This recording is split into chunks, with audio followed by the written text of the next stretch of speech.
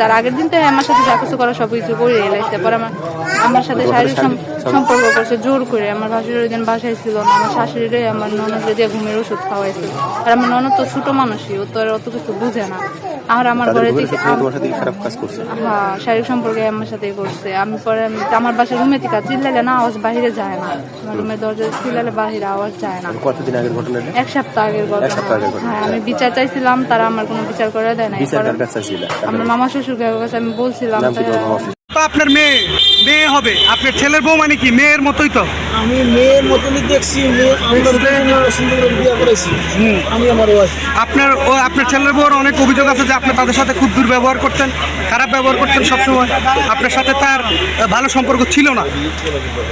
আমার ফ্যামিলিতে যারা আছে যাদেরকে নিয়ে বিয়ে করেছি তাদের সাথে আপনাকে যোগাযোগ করেন, সত্য জানানোর কথা হাসা না মিশা, দণ্ড আছে কি নাই, এদেরকে নিয়ে কীভাবে মানুষ করছি আপনি বাড়িতে আমার ফ্যামিলিগত। আপনার নামে এরকম এলিগেশন কেন আসলো, আপনি কি মনে করেন এর জন্য? আমি কিচ্ছু জানি না, আমার ছেলে গেছে আমি বুঝতে আছি। আপনার ছেলে কি হয়েছিল? আপনার ছেলের কি হয়েছিল ঘটনাটা? ডাক্তার বললো স্ট্রোক করছে। ডিস্টার্ব করছিল কখন? হাসপাতালে নিয়েছেন কখন এই ঘটনা জানার পর? ও যখন ঘরে বসে ঘুমাইতেছে দম ঘন ঘন ছাড়তেছে, তখন আমি আমার বড় ছেলে দুইজনে মিলে আরো বাইর করছি। কিন্তু পাশে ছিল রবীন ডাক্তার। রবীন ডাক্তার আনার পরে আমি সাথে সাথে নিয়েছি আমাদের দোকান মেন রাস্তার উপরে। রবীন ডাক্তার আনার পরে রবীন ডাক্তার আবার দোকান আর গ্যাসের দোকান আর এক ছেলে, এই ছেলে এক মুড়া আমি এক মুড়া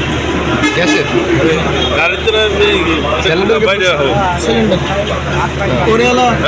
সে আমার বড় ছেলে যখন গিয়ে কইলো নয়ন ঘরে ঘুমাইতেছে।